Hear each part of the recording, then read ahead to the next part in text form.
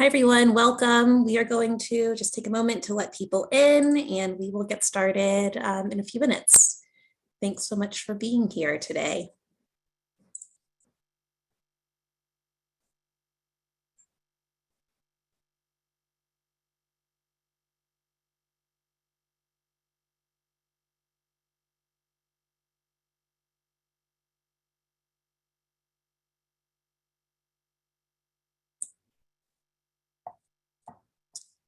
All right, we'll give it a few more seconds.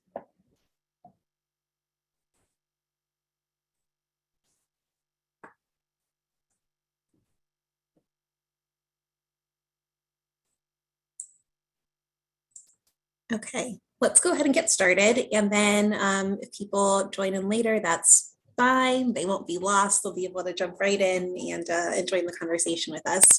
So welcome, everyone. Thank you so much for joining us today. My name is Corey Johnson with Safe Routes Partnership. Today, we're talking all about pop-ups, place streets, and placemaking for Safe Routes to School. This is part of our Colorado Safe Routes to School webinar series. So this is our final one for this school year. We'll be back in the fall, so don't worry, we'll have more to come. But we thought this would be a nice way to kind of wrap up our semester together and hopefully give you all some just different ideas about cool and innovative projects that are happening in the Safe Routes to School world. So for those of you who are new to Safe Routes Partnership, welcome. Thanks for joining us. We are a national organization committed to advancing safe walking and rolling to and from schools and everyday life, improving the health and well-being of people of all races, income levels, and abilities, and helping to build healthy, thriving communities for everyone. And for those of you who are familiar with us, nice to see you again. Glad that you're here. Just a few housekeeping items. We are recording the webinar today, so I will send out the recording in a follow-up email. We'll also have the chat box open. Let me make sure that it actually is, it should be.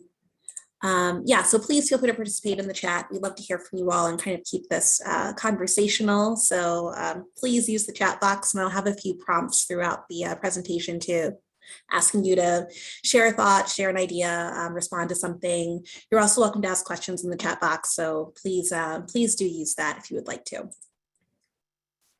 So I mentioned I'm Corey. I am based in Washington, D.C., and I'm joined today by my colleague, Michelle Lieberman, who is in California. She is going to provide some tech support today, so you might see her in the chat box as well.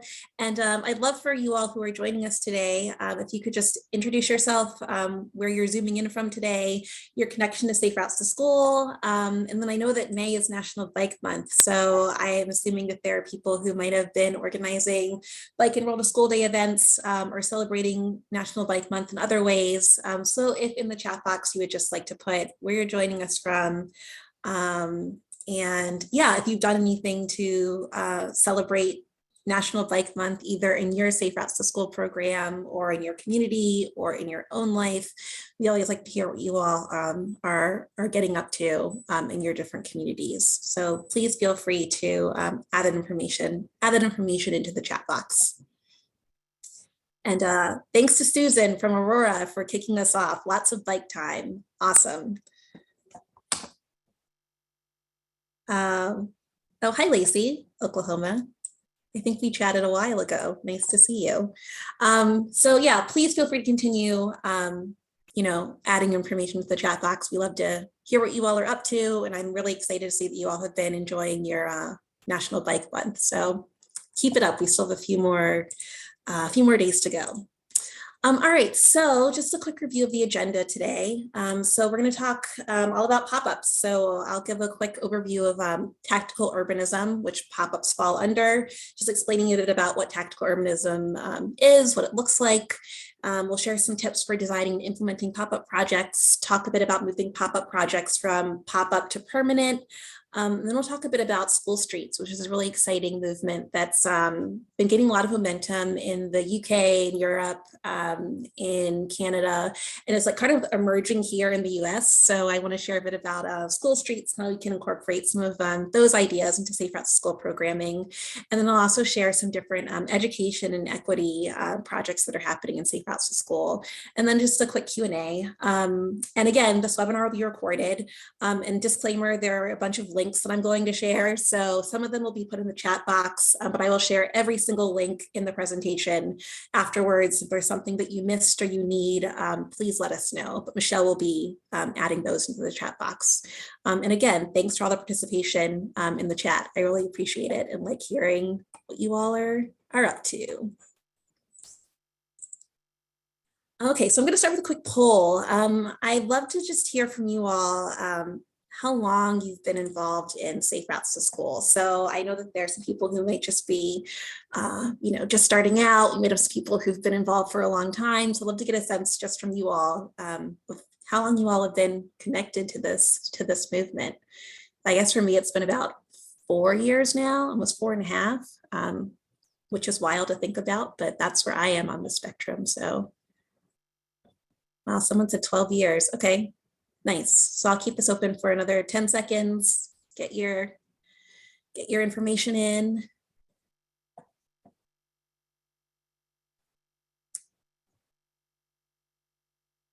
Alrighty, so I'm gonna go ahead and close this poll.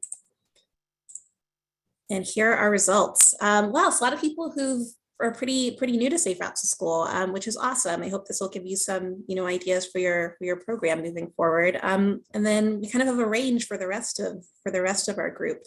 So nice. We have a good mix here, which is great. Okay, so I asked this because, well, I'll get to that in a moment, actually. First, let me go ahead and do this question. So I'd love to know from you all, just what are some typical Safe Routes to School program elements and activities? So things that when people say Safe Routes to School, what are things that people normally think about? What are things that you typically do? What's like a regular Safe Routes to School activity? So feel free to put some in the chat. I'm just going to go ahead and share some that I know I think about when I think about Safe Routes to School. So things like walk and roll to school day, bike and roll to school day, walk audits, travel tallies, walking school buses, somebody said, bike rodeos, bike trains. Those are things we typically think of when we think of Safe Routes to School. And all of those things are awesome and definitely, fundamental to Safe Routes to School programs. Somebody said infrastructure projects, safe drop-offs, traffic gardens, action plans, surveys. Yes, definitely. So like I just mentioned, all of these things are really great parts of Safe Routes to School. But I also think that it's nice to kind of think about some new and innovative things and kind of help refresh your Safe Routes to School program. So those of you who've been at this for a long time might think, at least I've heard some feedback from people saying, gosh, I feel like I'm doing a lot of the same things all the time. Like, and it's great to be in that groove, but it'd be nice to come up with some new or different, ideas or ways to implement Safe Routes to School. And for those of you who are newer, this is just another opportunity to learn about some creative and innovative ideas for Safe Routes to School. So today we'll be sharing some things that can hopefully help you refresh and re-energize your program if you need that, or for those of you who might be newer, introduce you to something that you might not have thought about before when it comes to Safe Routes to School. So just a bit about why we're talking about innovation, why we need innovation in Safe Routes to School. Like I just said, it keeps the program fresh and fun, can help you deepen your impact. So maybe instead of expanding the breadth of your work, you're looking to expand the depth of your work. And it keeps Safe Routes to School really relevant. I think that right now we're kind of in this transition period. We're trying to figure out, how do we re-engage people in Safe Routes to School? How do we maintain our relevancy, in the midst of all these other things that are happening in the world? And it also gives you a chance to acknowledge that the world has changed and that the community needs, your community needs might be different. People might be looking for more outdoor spaces to gather, connect with one another. People are trying to combat social isolation, which was a big deal during the lockdown part of the pandemic. And it just allows the program to evolve over time and also helps you connect with new audiences, new people who might not have been engaged in your program before. So again, in the chat box, if you want to share something new that you might have tried in your Safe Routes to School program or something that you would like to try, I'd love to hear how you all have been incorporating, new and innovative ideas into your programming, since that's what we're talking about today. So if you have any, things that you've tried that are kind of new, that are outside of the typical Safe Routes to School program activities, we'd love to hear that in the chat. Again, feel free to, to share and tell us what you all have been up to. And some of you might have actually tried out some of the things we're going to be talking about today. All right, so I'm going to start out a bit by talking about tactical urbanism, which might be a concept or idea that some of you might have heard of before. It might be new to some of you. Some of you might have tried it and just didn't realize that it was tactical urbanism. So I want to talk a bit about that and then talk about our some pop-up project ideas and resources. So tactical urbanism is basically the practice of making public spaces more walkable, bikeable, attractive, and useful. They're typically temporary projects. They can be pretty low cost, made with, household or construction materials, so no permanent materials, and they're often community driven. So a big part of tactical urbanism is, having community members be a part of both providing input on the project and then actually helping to, build it out. So painting a crosswalk or, helping to build a bus shelter, that can be a part of that engagement process.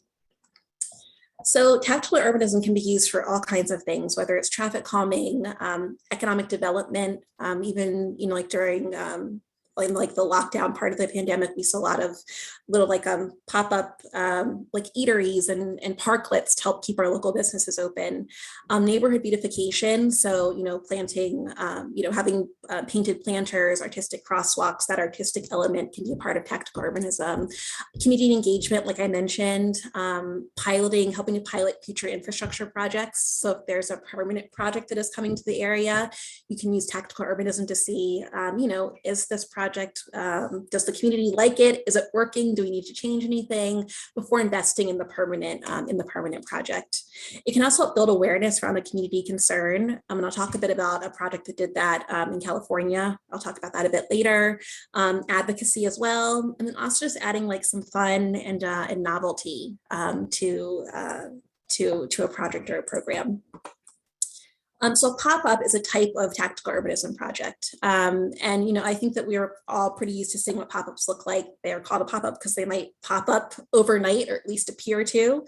And they're typically temporary demonstrations, and they show the road user what a street could look like with different infrastructure elements. So again, they're temporary, right? So it's showing, here's how the street would function if there was a bike lane, or if there was a curb extension, or if we had bus shelters. And it gives people a chance to kind of test out some different ideas before investing in a permanent project.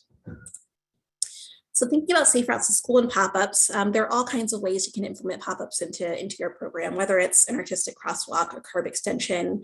And we've seen pop-up traffic circles. People have mentioned traffic gardens. You can both have those. You can have those be pop-up or permanent. Bike parking, wayfinding signage, and then also like those beautification elements with the planters and murals and greenery. All of those things can be a part of a Safe Routes to School pop-up. And, thinking about why you would do one, I kind of say why not, but if you want some reasons for why to do one, they're great because it allows for a flexible budget. So a pop-up can be done with, really, really nimble resources or something that's larger. It's really, up to you and what resources you have, but there are projects that can be done with smaller budgets. It can be a short timeline. So a nice, quick community win. A pop-up can happen for a day, for a weekend, for a few weeks. But I think that timeline, can kind of feel a bit less daunting than having to, roll out something that'll be happening, over months and months and months or a year. And also can help you pilot different safety interventions. So if you're trying to, decide if a school needs a bike lane or a crosswalk, this is a nice opportunity to see if that's actually working and if it's what the community wants and needs. It also helps you build support for safe routes to school. So people kind of like pop-ups because they're, bright and fun and flashy. And so for those people who might not know what safe routes to school is, this can be a way for people to, see what this looks like in action. And again, it provides an opportunity to connect with the community. So having community members come and help build your pop-up and celebrate it and be a part of it and give feedback, it can help you with that community engagement piece as well. So as great as pop-ups are, there are challenges too, like there are challenges with everything. One being that a lot of, pop-ups, they're temporary in nature. And there are a lot of communities who want that permanent change. I talked to community members who've said, like, I don't want any more pop-ups. We've had a lot. I want something that's permanent. I deserve something that's permanent. And I totally get that. So just acknowledging that there are people who might be a bit tired of pop-ups or just want something that is more permanent. Just be prepared for people to, come to the table with those feelings. Also getting community buy-in. There are also some communities that don't want pop-ups. If you say you're, shutting down a street or parking, taking away a parking spot, or kind of like doing something that might disrupt the status quo, there can be community members who just don't want that for a number of reasons. Also getting city, county, and district buy-in can be a challenge sometimes. I know that here in DC for a while we had trouble getting support for, painting sidewalks, painting, asphalt painting. We've come a long way since then, but, sometimes some of the local decision makers might not be on board or as excited about pop-ups as you are. And then also coordinating logistics, just there are lots of moving pieces, lots of different partners to engage, materials to work with, that can be a challenge. And then also just maintenance. So, if you have a pop-up, you want to keep up for a weekend or a few weeks, for example, there's wear and tear, things fade, things, might get messed up. And so making sure that your pop-up still, stays looking nice and safe and bright, can be a challenge sometimes too, just making sure that all the materials are gonna last throughout the whole pop-up. So just thinking about, when you're starting to put your pop-up together, I know that we've talked a lot in this series about our community engagement framework and doing some community, just a reflection about the work that you're doing and why it's important. So in thinking about pop-ups especially, it's important to think about, like, what is the project that you want to do and why do you want to do it? Also consider if there are pop-up projects that have been done in the past and how have they impacted the community. So like I mentioned, pop-up fatigue is a big thing. So if there's a community that's had a lot of pop-ups, they might not want another one, or they might want something else. So think about just what's happened before and how your project will be a part of that larger history. And again, just asking community members, do you want this project? And have them be involved early and often, since pop-ups should be community driven. So make sure that you involve people early on. And then also just anticipate some of the positive impacts and negative impacts, and just be prepared to kind of get some feedback on both of those. We'd also suggest doing some pre-project community research. So again, exploring past and present pop-ups just to get a sense of what's already happened, looking at crash and injury data to see, like where those pop-up projects or interventions might need to take place, looking at different streets and intersections and kind of being able to match that with the data. Conducting a walk or bike audit can be a great way to gather some of this information. A quick survey with community members can also be helpful, or just talking with community members. And then also visiting arts and cultural spaces to connect with potential partners. So I know that in a lot of the pop-up projects that I've worked on, our artists and have always been involved in the ones that I've worked on, whether it's helping to create a crosswalk, create a pop-up performance space. I think this is a great opportunity to kind of be able to connect with your arts and cultural partners if you haven't before. So great chance to do that and support the local arts community, which I always try to do. Again, some other partnerships that'll be important in implementing a pop-up. Obviously, your school, students, staff, parents, caregivers, the school district, just to let the school district know what's going on. Your local agency staff. So if there's a DOT, public health department, like I mentioned, arts and culture department, just running things by them, especially if it's something where you need a permit for something, just making sure you, follow all the proper protocols for that. community members and advocates, especially if you're doing something in a neighborhood where, there are neighbors who might not be, maybe they don't have a child who goes to the school, but you're, putting up a temporary traffic garden or a bike lane, or you're closing a street that might impact people being able to access their, their homes. It's really important to have those people on board. Also, your elected officials who might want to support pop-up projects, artists, like I mentioned, and then your nonprofit partners as well. So another big part of pop-ups is being able to gain support and ask permission. So, some people kind of go rogue and might do a pop-up project on their own. We've had that happen here in DC sometimes. People take it upon themselves to paint a crosswalk on their own or do something else on their own. But, with good intentions, we're trying to keep things safe. I don't know if the city always appreciates that, but we always recommend asking permission, showing the data, showing why you're doing this project, demonstrating the community supports, whether that's feedback from the survey, whether that's working with a team of community members to say, yes, we need to do this pop-up project, coming with a plan. So, just showing this is something that you've, really thought about and planned out is helpful. It can also be helpful to show examples of current successful projects or past successful projects. So we do have a few different resources we're going to talk about that kind of like show some examples of how pop-ups really worked, especially in the Safe Routes to School space. So there's a Massachusetts Safe Routes to School put up a pop-up guide specifically for Safe Routes to School, which is awesome. There's so much in it. It has tips on cost, implementation. It has ideas for projects on campus, projects near school campuses. It tells you about different materials you can use, different site considerations. For the Colorado folks who are on the call, their intersection murals done by the Denver Community Active Living Coalition is featured in the guide, along with a few other Colorado projects. And you also have a lot of really great links to additional resources. So those of you who might be looking to implement some Safe Routes to School specific pop-ups, this is a great guide to look through. I think it's relatively new. A lot of these were done during the pandemic as well. So definitely take a look at that resource. And I believe Michelle dropped it in the chat, and I'll also share it after our session today.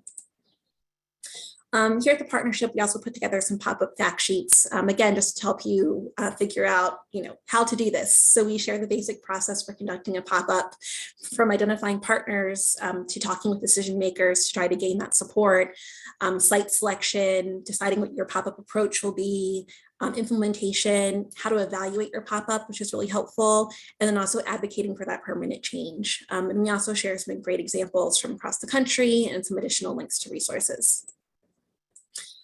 Here in DC, our DOT started a Arts in the Right-of-Way program, which is basically a way to combine traffic safety and beautification. So, artists or, DOT people or non-DOT partners apply for permits to paint bike racks, utility boxes, curb bump outs, and pedestrian zones. So the DDOT, the DC Department of Transportation, put together a whole design guide around surface design murals and included an artist guide as well. So that was another great way to help get some pop-up support here in DC. This was launched in 2019 and has continued and has been really successful. There's a lot of energy and enthusiasm around this. So to be able to show that, there are design guides for pop-ups and that there are communities across the country that are doing this can be helpful in you trying to gain support for your pop-up project.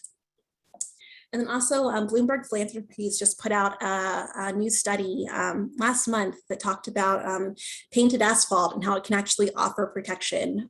Obviously, it might not be as great as permanent infrastructure change, but painted asphalt can be one way to help make streets safer. So if you're trying to show that there's actually research behind having a painted crosswalk or having a painted curb extension, this study and this report can be a great way to show your decision makers yes, this is something that has been researched, it's been studied, it can be helpful, it's something that we should think about investing in. And so this is just another resource and link for you all to take back to your communities when you're advocating for those pop-up projects. And once you get support and implement your project, just being able to make sure that you're evaluating it and sustaining momentum. So, having those surveys, those comment boards, those graffiti walls. So if you're doing a pop-up traffic garden or a pop-up crosswalk, making sure that you can tell if it's actually working, and see, like what people think. So, looking at how many people actually participate in the pop-up, looking at different school travel modes and seeing if your pop-up kind of helps shift school travel modes. So maybe if you, do a pop-up bike lane or a pop-up crosswalk, and you notice there are more students who are walking during that pop-up pilot phase, you can go back and say like, hey, this project actually encouraged walking and biking. We should see if we can make this permanent. It can also help change, assess and change attitudes around walking and biking. People who might have been a bit, hesitant might feel better walking and biking, even if it's just because there's a colorful planter that's up. Those neighborhood beautification pieces can really do a lot to help enhance the comfort and appeal of the streetscape. It can also help you identify areas for future programming. So again, like a pop-up traffic garden, you might say, oh, we need to make sure that we include more, bike education in our program if we're going to have traffic gardens, or a temporary bike lane. So it can also help you, inform some of the activities that you'll do moving forward. And also, again, helping you show that support for permanent change. So again, pop-ups are great. Long-term change, long-term permanent change is what we're working towards. So anything that can help show decision makers that there's that community support and that we need to make that investment in permanent change is really helpful. And a pop-up can be a really fun way to do that. And of course, there's funding, right? All this is great, but it's like, how do you pay for all of it? So people fund pop-up projects in lots of different ways, from mini grants to foundation grants. Sometimes there are local agency funds. If you're DOT, public health department, like I mentioned, arts and culture departments, if there's a, art department in your community, might be funds available there. Vision Zero funding can be another way to fund pop-up projects. I don't know if that's how the one in DC was funded, but we do have Vision Zero, so I'm assuming there's some link there. That can be a great resource to tap into. Your school district, you never know if they have funding for these types of projects. And again, pop-up projects can be large scale or small scale. There are some that are done with a few $100s. There are some done for a few $1,000s. So hopefully there'll be something that works in your budget. Also, in-kind donations, there's a lot of volunteer time that goes into pop-ups, people donating materials, marketing and communications, people to take photos, videos to kind of help document your process. That can be a way to get some resources and some funding, and even like a school or community fundraiser. So like I mentioned, if it's a smaller pop-up, that's something that could be funded through directly through a school. So it really just depends on the project that you all are working on and what you're hoping to get out of it. And just a few additional reminders about pop-ups. So the Safe Routes to School listserv is a great way to both get ideas about new pop-ups, share information, brainstorm. So those of you who aren't on the listserv, please feel free to share your email with me, maybe towards the end. You can email me and we'll make sure that you're on that list, but that's a great way to talk about this work. Checking out the tactical urbanism resources and guides that I shared, and all of those resources also have links to other resources. So please check them out. They are a wealth of information, and I could probably do a whole week just talking about all the great examples of pop-ups that are in those guides. So take a look at those. Communicate with community members often and early. Like I mentioned before, community members and community feedback is a big part of the pop-up process. So making sure that that is happening is really important for the success of the project. Also, budgeting for artist time and materials. I know that I've talked a little bit about artists before, but they really can help enhance these projects, and making sure that artists are being paid is really important. If you're not sure what that looks like, you can ask your local arts organization about like what a standard rate would be. You're also happy. You can also reach out to me. I'd be happy to share some of my experiences about working with artists on pop-up projects. And also just acknowledging that pop-up projects aren't perfect. So there might be some things that don't work out, and that's okay. Pop-up projects are about learning experiences. So testing something out to see what works and what doesn't work, and then trying to do it better next time. So if there's something that doesn't work out, it's okay. that's kind of like the nature of pop-up projects. And lastly, like I mentioned before, looking towards long-term and permanent change. So how can your pop-up become something that's a permanent community fixture? I'm going to pause right here and see if there are any questions or comments before we move on to actually talking about making pop-ups permanent. Somebody asked a question, how can we best facilitate quick build projects as the next step after pop-up demonstrations? So Jay, so we actually do see a lot of, a lot of quick build projects. Usually those are funded. We have people who apply for, for mini grants for quick build projects. Those are usually done, in collaboration with, like your local agency staff. So probably planning department or DOT. I think another way to do this is, again, really showing that there's that, community support. If there's any sort of like evaluation that you've done during a pop-up demonstration, being able to use that to then apply for quick build funding could be another way to kind of help facilitate that process. So, saying, hey, we did a little pop-up pilot project for the past few weeks. Here's the feedback that we got. We'd love to take it to the next, stage. And again, if you want to like email me or reach out afterwards, I'd be happy to share some more information about moving from pop-ups to the quick build phase, but it can be done, and it's probably just involves a bit more planning and collaboration between some different partners. Like I mentioned, usually some sort of local agency, and then probably a local funder. Any other questions? How do you address liability concerns? Good question. So I guess it depends on what your pop-up project will be and look like. And if there are any other people who've had experiences with pop-up projects, please feel free to jump in and add your wisdom and insight. This might be an example of having to connect with your local school district, city, county about like what their liability policies are. Michelle just put in the chat that the Bloomberg study has a great resource to share with local agency staff who might have some of those concerns. I know that safety is a big concern for everybody. So, that could be another resource to look into. So yeah, I'd say take a look at that resource, and then also just chat with your, school district, local agencies about what some of their policies are around liability. And I also assume too, it depends on the community or city that you're working in. We have another question. How do you encourage more student ideas and participation without always having teacher sponsorship? Our school limits communication and volunteering directly with students from parents. So I guess as far as student ideas, if there's a way for like you to get the student ideas and then communicate it back with school administration, if that's your question, that could be one. I guess you can't volunteer directly with students from parents. Also if there's a school, I don't know if there's like a school like community liaison, or somebody who might have that more direct communication with, with parents and families, that can be one way too. Another idea, if that's something that your school is, concerned about or limiting, maybe also talking to administration and just seeing, why that is, or if there are things you can do to kind of get that student feedback.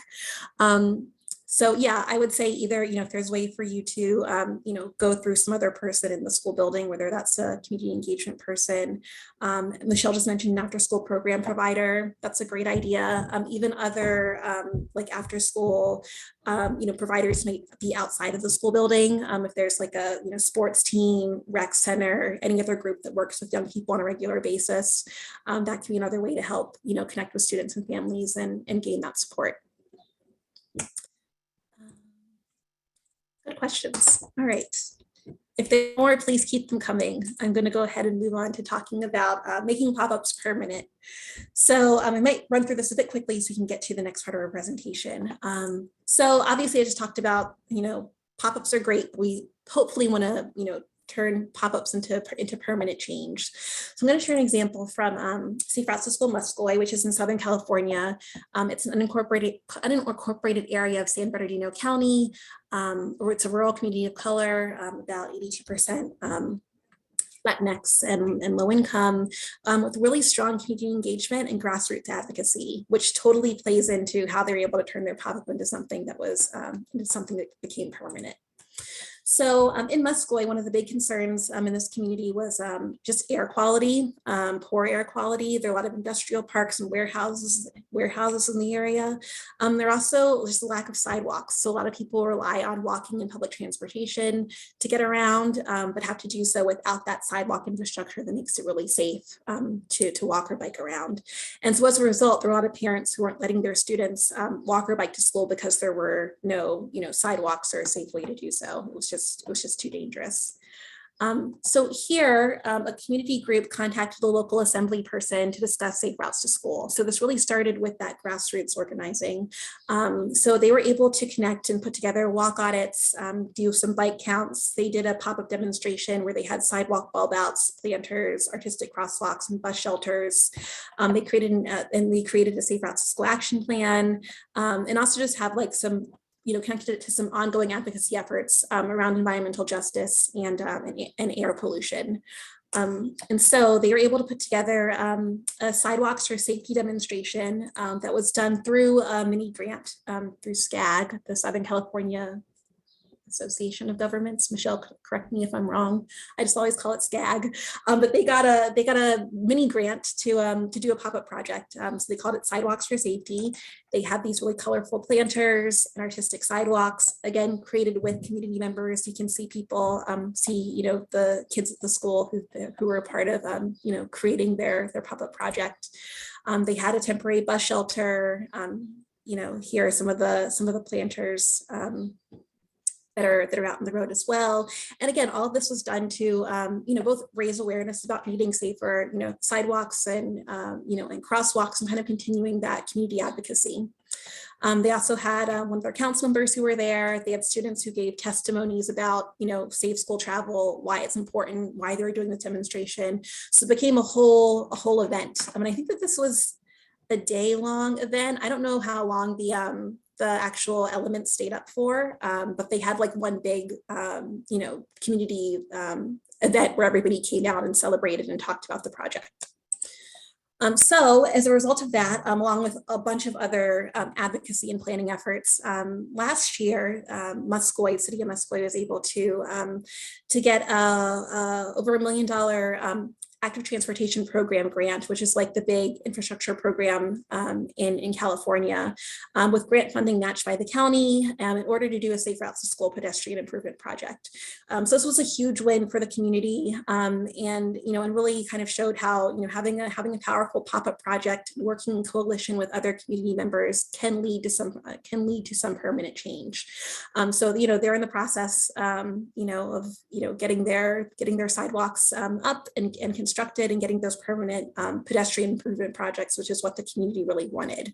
And again, this was the result of a lot of advocacy, but that pop-up demonstration was a big part of this, of the success and this win for the community. So in this case, it was really about community members leading and engaging a wide range of partners, from elected officials to nonprofits, students, parents, community organizations, agency staff, and also connecting your pop-up with that policy change. That was another big part of this project. And just keep working at it. Muskogee, they've been at this for years and years and years. And there's still work to be done. This isn't like everything's done and it's the end, but it's a great way to, utilize a pop-up project to actually get some permanent change. So we're going to share some more information about their project and keep you all updated as they get their pedestrian improvements up and running. But this is just one example of a pop-up that can lead to something both powerful and positive. Let's click chat quick look at the chat box. Okay.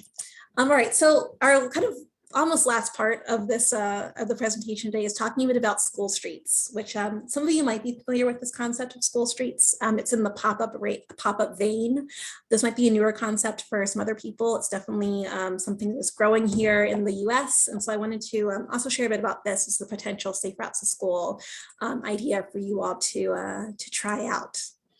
So school streets are basically open to students who are walking, biking, and rolling, mainly during like those pick up and drop off, drop off times. I'd say more during drop off times, actually. It's like that after school drop off. They're located in blocks or areas next to a school, and you basically just close the street to vehicles and pass through traffic. Some places just close the street and that's it. You can also include activities or programs if you want to. So, activities that revolve around walking or biking, games, sidewalk chalk. And to explain the concept more, I'm going to show a quick video from some partners or an organization in Canada, 880 Cities. There's been a lot of work done with school street programs there. And this will give you a nice overview of what this concept is and how it relates to school travel safety. So I'm going to go ahead and share this now, and then we will continue. And I hope you all will be able to hear this. Like this? Yeah. So Ryan and James, like at 8 o'clock, I'll have a school bell actually. So when I ring the school bell, you'll go like this.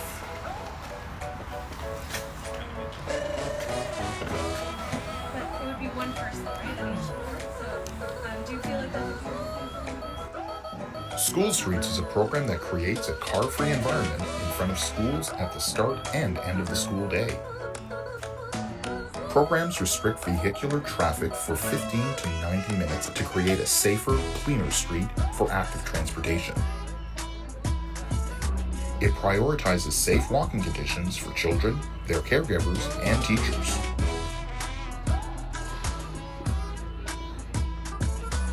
School streets can contribute to the well-being of communities. It creates safer environments, facilitates independent mobility, improves air quality, encourages healthier lifestyles, reduces congestion, and shapes the opportunities for community connections.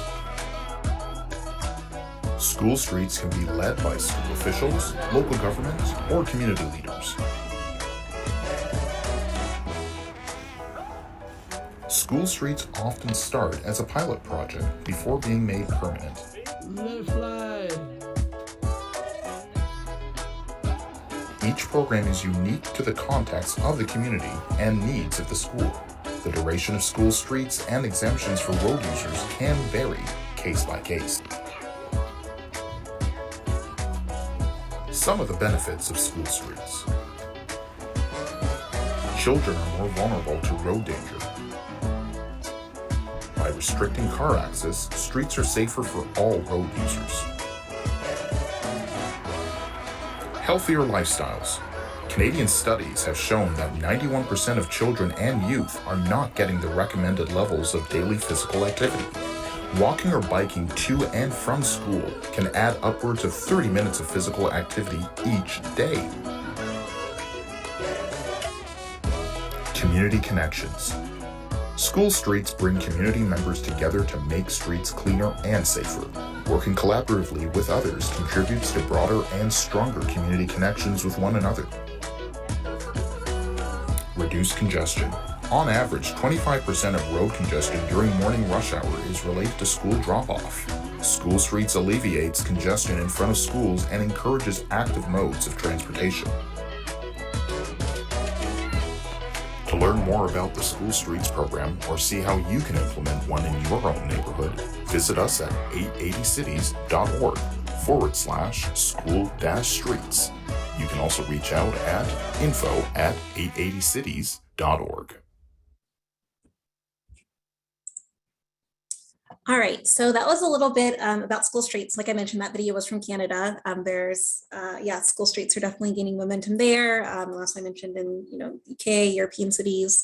So as you can kind of see, it's kind of like a spin-off of Play Streets, Open Streets, Ciclovias. They were started in Italy in like the 90s.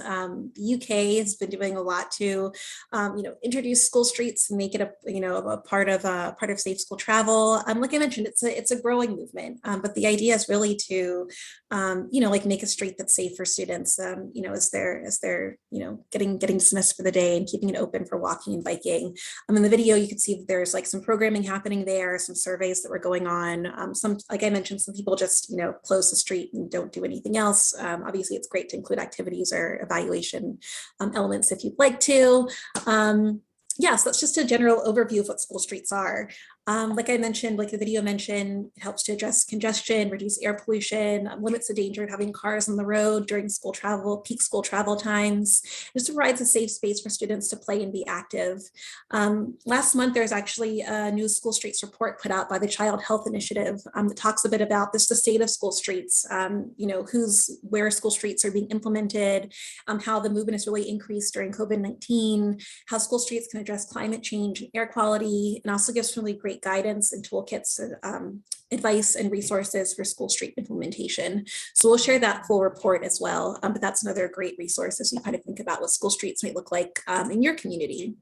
So like I mentioned, here in the US, school streets are still growing. We're getting some momentum. I have a few examples from a few cities, here in the States. I'd also say that school streets are not just a city thing. This can be great for small cities, small towns. In some cases, might even be easier. If there's like less, bureaucracy to get through, if there's more space to implement a school street. So for those of you who might be in smaller communities, don't feel like this is a, big city thing. It's not. This can be done anywhere. So please feel free to join in from wherever you live.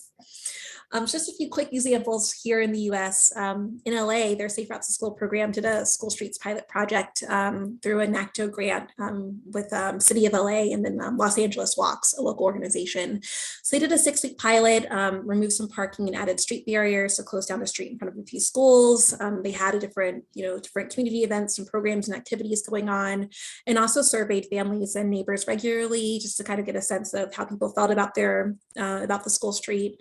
They found that people, felt more encouraged to walk or bike and felt safer doing so during the school street pilot. They have a really great website and full report all about how they did this. So we're going to link that in the chat as well, but that's definitely one example that was done again through grant funding. It was just a pilot project. Portland is another city that's been doing some school streets work. So they did a pilot project through PBOT, through their Department of Transportation. I think it was also 6 weeks and it involved 6 schools, a few elementary schools and 2 middle schools. This was kind of a spinoff too of their Slow Streets pilot project during COVID-19. So they just expanded that idea into the school streets movement. Got a lot of positive feedback from participating schools. Those of you who are on the listserv might have noticed, I think yesterday, Sam Balto, who's from Portland and a huge school streets advocate, he shared a great video of his recent trip to London, where he went to kind of see like what London school streets look like. So we linked to his video as well. And he's also, like I mentioned, a great school streets advocate. So if you ever want to chat with him, he's a great resource for this movement as well. In Seattle, DOT actually has their own school streets program where schools can request a school street, and so schools can get materials, they provide the definition of a school street for community members so they know exactly what this idea is. They say who has access to school streets, give a site map where the school street is, and also provide some walking and biking tips. So yeah, Seattle is another great example to look to when thinking about school streets programming. So again, like I mentioned, this is just an emerging movement here in the US. We hope that it'll continue and that we'll see more school streets programming. I'm curious if there's anybody here on participating today who's done a school street. I'd love to hear if you all have any experiences or insights to share in the chat. So feel free to put that information there. And then again, just thinking about who needs to be involved in developing a school street. Obviously the school, your district, your city or county, if it involves getting a permit to close the street, students and families, neighbors. Again, if you're limiting access to people's, homes or streets where they live, it's really important to be able to communicate that and why you're doing this, and also your volunteers and community partners. And again, getting people on board, so for some people this can be really exciting. For others, this sounds scary, or they just don't want to do it because it's inconvenience. Just acknowledging that people will be, taking in this concept or idea from lots of different places, and there are reasons for that. Just explain the need for why you need to do this. So again, it's about reducing traffic congestion, reducing air pollution. It's about keeping kids safe, which could be a pretty compelling argument for people, and encouraging walking and biking. Come with a plan, show those success stories, like I mentioned, like show other, cities, other communities that are doing this work and say like, we can do this too. This place did it. We can do it too, and we can make it our own.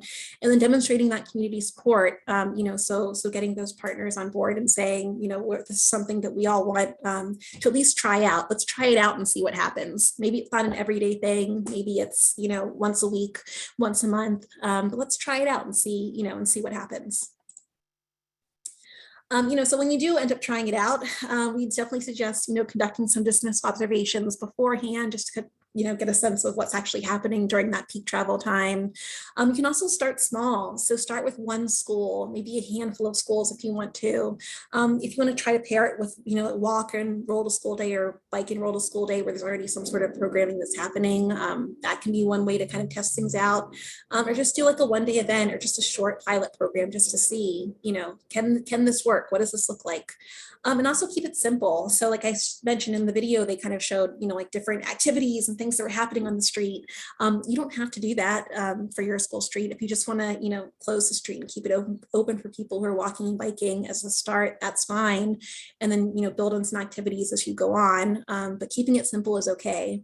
And also just, again, communicating in a clear and timely manner, giving people time to sit with the idea, to ask questions, to be a part of the design of the school street. That's definitely a great idea.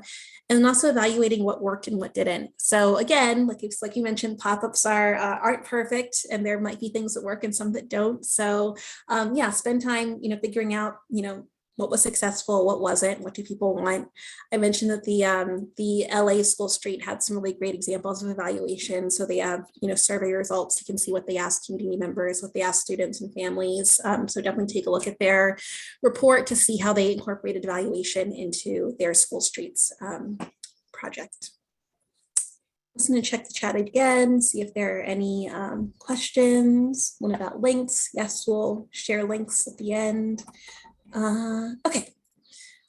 Yeah, so again, any other questions about school streets, please feel free to reach out to us. Like I mentioned, there's been some buzz on the listserv about school streets, and I think that it's going to be something that we'll be hearing a lot more about as this movement grows here in the US. So if you're, not on the school streets, not on board yet, there might be some opportunities for you to explore this as we move forward, even with the new infrastructure funding that will be available or that's coming. There could be some opportunities there to do some, pop-up project work or school streets work. So we'll be sure to stay on top of it here too at the partnership as this grows here in the US. And then lastly, I wanted to share just a few other education and equity related projects for safe routes to schools. So we've talked a lot about like pop-ups and infrastructure, but there are these two examples that I wanted to share with you all that I think are really cool, that are related to education materials and then equity programming. So Safe Routes Philly put together some new education materials, I want to say a year or two ago, maybe, that I think are really awesome, both just from like a branding and design standpoint. I just love the way that they look, but also they, put them in multiple languages, which is great, and so many languages too. So Arabic, Chinese, English, French, Russian, Spanish, and Vietnamese. There are resources for pre-K through 12th grade students. They include bike ped safety lessons for instruction for instructors, active transportation games. There's a Safe Routes to School activity book. I think that's the image I have here. Parent, caregiver, and caregiver tip sheets that people can go and download and share that Safe Routes to School practitioners can use with the communities that they work with. Here's an activity book in Arabic. There's this fun transportation bingo game that's in Vietnamese. And again, everything is really, bright, clear, colorful. The branding is awesome. Here's a parent caregiver tip sheet in Chinese, a walking bingo in Spanish. So, really trying to put materials, create materials that are in the language of, people who live in the community. So these are some really great resources that are available on the Safe Routes Philly website. It's definitely worth taking a look. They have so much more on there too, but I wanted to share a few of these because I think they are, really awesome and, definitely great for making resources accessible to lots of different people. So that's a great one. And then lastly, Tacoma Park, City of Tacoma Park, which is here right outside of DC, got a $1,500 community challenge grant to put together a equity walk which are basically painted stations on a sidewalk. And each one has a different physical activity and then a discussion prompt related to some sort of equity issue. The route connects to schools, there's a library, community center, connects to transit. There's an interactive website in English, Spanish, and Amharic. There's a large Ethiopian population in Tacoma Park that speaks Amharic. So there's a website for people to, connect and interact with the equity walk. There's a reading list with different, books and resources for, for community members to look at, resources for parents and caregivers and teachers. And this is really a collaboration between the planning department, public works, safe routes to school, the school district, the library, the community center. So it really is something that everybody was able to be a part of. And I do have, here's an example of the activity stations for the equity walk. And I do have one last very short video that I can share. I won't share the whole video because it's a bit long, but I'll share a little clip so you can get a sense of what the Tacoma Park Equity Walk looks like. And again, this is a grant the Safe Routes to School coordinator applied for through America Walks. So I will go ahead and share a little bit about what's happening in Tacoma Park and their equity walk.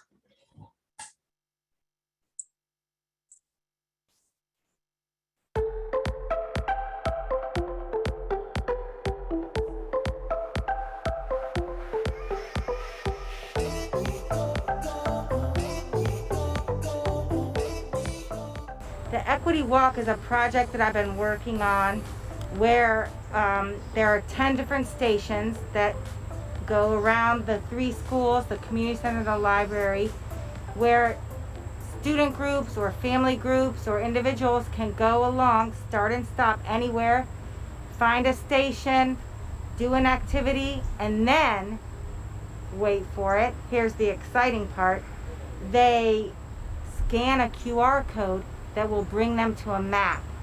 Part of the map has prompts for them to discuss equity. We're talking about race, gender, and disability, so that parents and teachers can talk with their students and their kids about issues that are really important today. They can find resources, books, videos, websites to go to learn more so that they can talk about it and learn about it.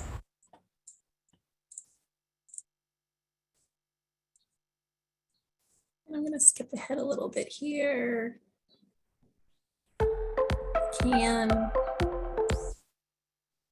So that's been really great for us too.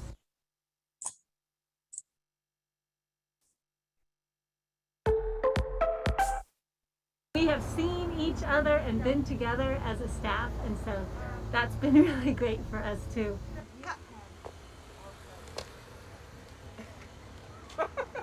It's part of Safe Routes to School in that as the Safe Routes coordinator, I applied for a grant with America Walks. And this organization was giving out grants of $1,500. It's called Community Change. And I was looking for a way to use that money to create change in our community. And this all was happening a year ago, before we had COVID, before we had an enhanced Black Lives Matter movement. I looked at a way to incorporate walking and equity, physical activity, and learning.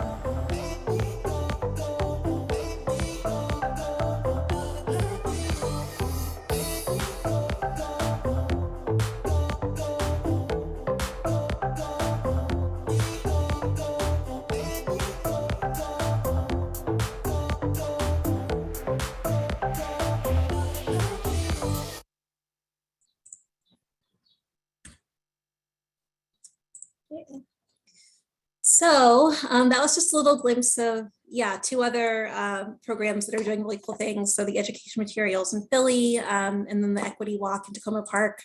Like I mentioned, the one in Tacoma Park was done with $1,500. So, and that was through a grant. And then again, involved a lot of that community collaboration. The other cool thing about the one in Tacoma Park is that a lot of the city staff actually helped to, paint the activities. So we had there were people from, there's like the arts coordinator and the communications specialist and the city planner and the Safe Routes to School coordinator. So So all these people were involved in putting that together.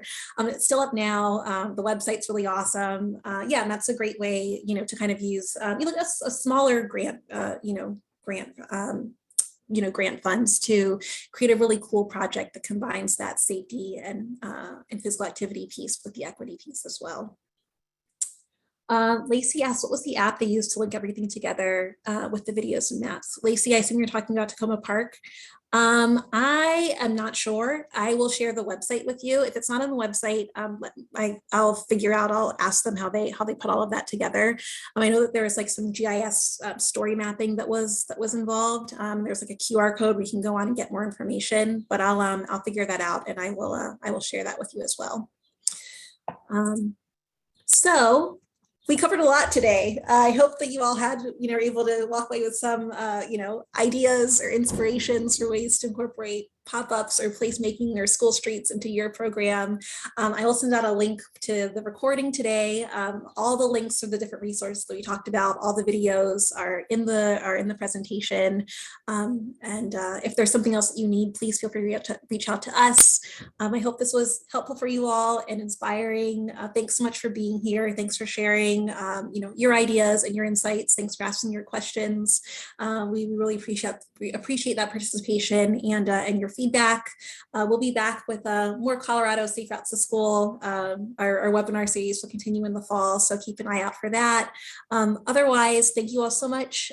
Enjoy the rest of your day, and I will be in touch with a follow-up email shortly. And again, please feel free to reach out to me if you have any questions or ideas. We'd love to hear from you as well. Thanks so much, everybody, and enjoy the rest of your day. Have a good one.